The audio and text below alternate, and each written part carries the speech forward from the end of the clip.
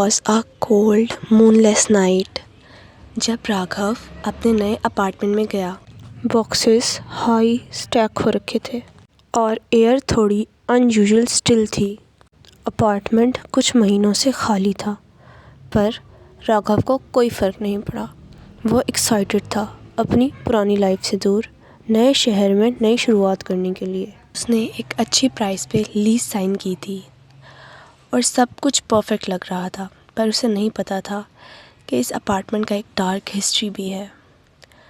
राघव ने शाम को अनपैक करना शुरू किया। अपनी चीज़ें सेट कर रहा था वो। जैसे जैसे टाइम गुजरता गया, उसने नोटिस किया कि कितना क्वाइट है, बहुत ज़्यादा क्वाइट। बाहर के रोड्स भी बिल्कुल स्टिल लग रहे थे, जैसे दुनिया बस उसके लिए रुक गई हो।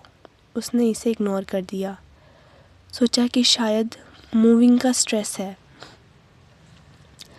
पर जैसे जैसे मिडनाइट नज़दीक आने लगी, कुछ स्ट्रेंज चीज़ें होने लगीं।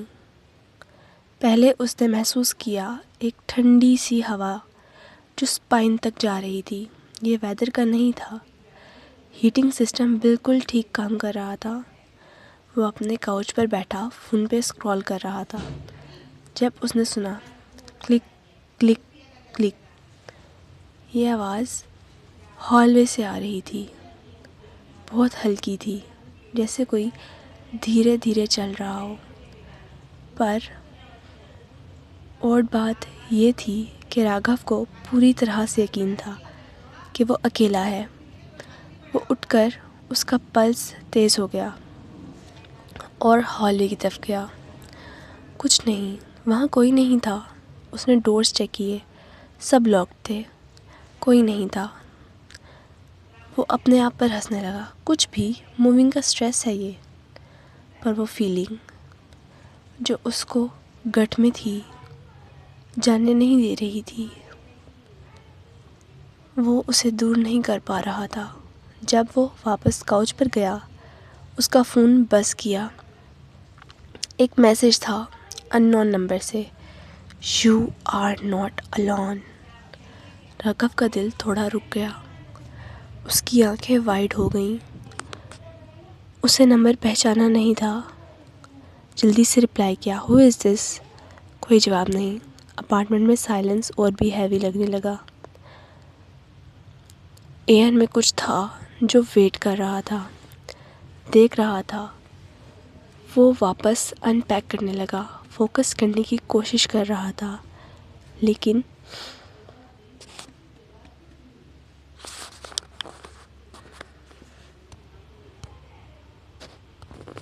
एयर में कुछ था जो वेट कर रहा था, देख रहा था। वो वापस अनपैक करने लगा, फोकस करने की कोशिश कर रहा था, लेकिन अनईज़ फिर से आ गया। फिर एक और message, I see you. Raghav का हाथ कांप रहा था जब उसने मैसेज पढ़ा। वो जल्दी से उठ गया, आंखें घूमती हुई सब कुछ चेक कर रहा था। हर विंडो, हर डोर चेक किया। काउच के नीचे बाथरूम में कोई नहीं था। कोई भी अंदर नहीं आ सकता था, लेकिन कैसे? उन्हें पता था कि वो यहाँ है। Click click click.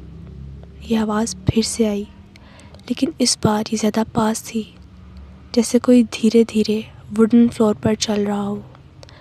थोड़ा ड्रैगिंग, थोड़ा हेजिटेंट। राघव की सांस रुक गई।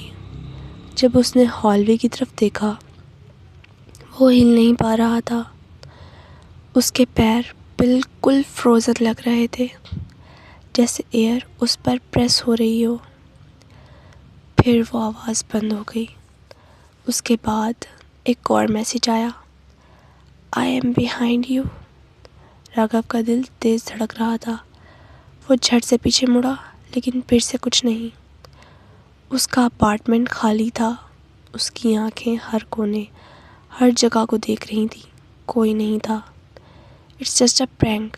राघव ने अपने आप को कन्विंस करने की कोशिश की, लेकिन उस फीलिंग का क्या, जो किसी चीज़ को देखने की थी, वो गई नहीं थी। उसने एक और मैसेज भेजा, Whoever this is, I'm not scared. Show yourself. कुछ सेकंड्स बाद फिर से फ़ोन बज़ हुआ, You will see me soon. और फिर लाइट्स फ्लिकर हुई, बस 1 सेकंड के लिए। लेकिन राघव ने नोटिस किया, उसे अच्छा नहीं लगा।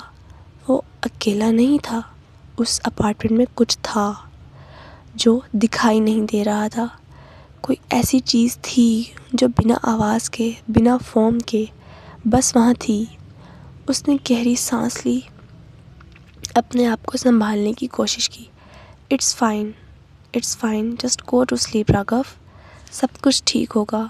वो अपने बेडरूम की तरफ गया, लेकिन जैसे ही वो डोर हैंडल पे हाथ डाल रहा था, एक आवाज़ उसके कान के पास कहीं से आई, डोंट गो इन देयर।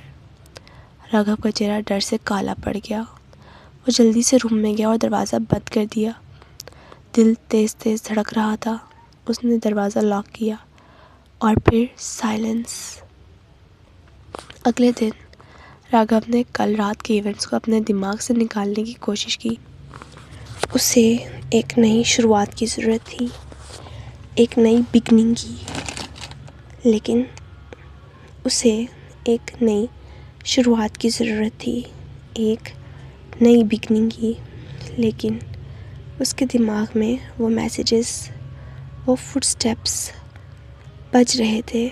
उसे ये फीलिंग जाने नहीं रही थी कि कोई या कुछ उसे देख रहा है।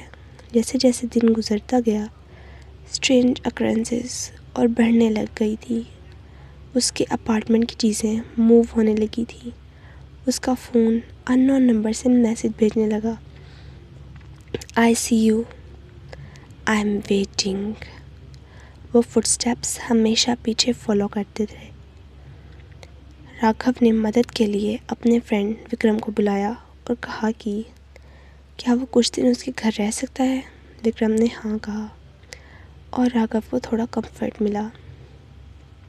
सोचा कि अगर कोई और होगा तो वो प्रेजेंस चली जाएगी। लेकिन उस रात सबसे बुरा हुआ। विक्रम लिविंग रूम में बैठा वीडियो गेम खेल रहा था, जब राघव किचन में चाय बना रहा था। अचानक विक्रम की आवाज़ सुनाई दी, राघव इधर आओ, इधर आओ। राघव फिर से लिविंग रूम में दौड़ा। दिल धड़क रहा था। विक्रम टीवी स्क्रीन को देखता हुआ काले चेहरे के साथ, राघव देखो, विक्रम ने धीरे से कहा। टीवी की तरफ पॉइंट करते हुए स्क्रीन फ्लिकर हुई। उस पर granny black and white image था लिविंग रूम का, पर जो चीज़ दोनों के दामन में ठंडी हवा छोड़ रही थी, वो फिगर थी जो रूम के कोने में खड़ा था। बहुत काला, एक सिलहट, पर वो बिल्कुल विजिबल था। वो इंसान जो इमोबाइल था, वहाँ कोई नहीं था। विक्रम, राघव ने चिल्लाते हुए कहा। उसका शोर भी बढ़ गया था। विक्रम का चेहरा और ज़्यादा काला हो गया। पर ये वहाँ है राघव, मैं देख रहा हूँ, ये मूव कर रहा है। फिर अचानक टीवी का स्क्रीन ब्लैक हो गया और फिर मैसेज आया, आई एम हियर। राघव अब और नहीं झेल सकता था, वो बच नहीं सकता था। वो जो भी महसूस कर रहा था, वो चीज़, फुटस्टेप्स, सब कुछ उसके लिए अनबेरेबल हो गया था। उसने डिसाइड किया कि वो इसको कन्फ्रंट करेगा। उस रात वो लिविंग रूम के बीच में बैठा, अकेला, अंधेरे में। वो वेट कर रहा था। उससे अब फुटस्टेप्स नहीं सुनाई दे रहे थे, मैसेज नहीं आया था, कोई स्ट्रेंज साउंड भी नहीं थी। फिर उसका फ़ोन बज किया। You are finally ready, are not you. उसने स्क्रीन देखा और फ्रीज़ हो गया। मैसेज इस बार अलग था, अननोन नंबर से नहीं, बल्कि अपने फ़ोन नंबर से आया था। राघव को खून ठंडा हो गया। फिर एक और मैसेज आया, I have always been here Raghav, you just didn't see me, you never saw me. एक ठंडी हवा रूम में भर गई। राघव की आंखें ढूंढ रही थी, पर कुछ नहीं था, ना कोई फिगर, ना कोई शैडो, कुछ नहीं। फिर भी उसके जहन में एक आवाज़ गूंज रही थी, और फिर सच्चाई ने उससे एकदम से मार दिया। वो हॉन्टेड नहीं था, वो किसी घोस्ट या किलर से नहीं डर रहा था, और जो साइलेंट किलर था वो उसके अंदर अपना डर रख रहा था। वो खुद अपना किलर था। धीरे धीरे अपने आप को पागल कर रहा था। हर मैसेज, हर आवाज़, हर वो चीज़ जो देखने को लगती थी वो किसी और की तरफ से नहीं थी, वो उसके अपने दिमाग का काम था। जो घबराहट और गिल्ट था, वो यादें जो उसने अपने अंदर दबा दी थी। राघव ज़मीन पर गिर गया और अब उसके लिए बहुत देर हो चुकी थी। द किलर वॉज साइलेंट और अब कोई रास्ता नहीं था।